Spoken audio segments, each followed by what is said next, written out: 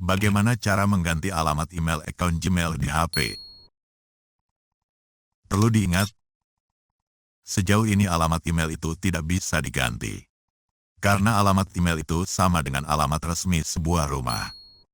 Yang namanya alamat rumah, tentu tidak bisa digonta-ganti.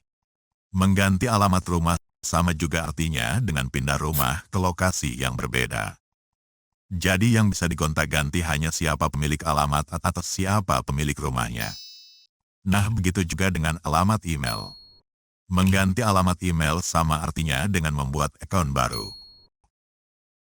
Jadi yang bisa digonta-ganti hanya nama pemilik atau nama akunnya.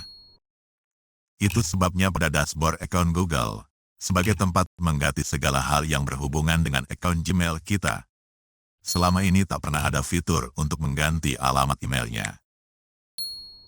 Yang ada hanya fitur untuk mengganti alamat email pemulihannya. Kemudian fitur untuk mengganti nama pemilik atau nama akunnya. Cara untuk kedua itu sudah pernah saya bagikan pada video sebelumnya. Linknya berikut ini.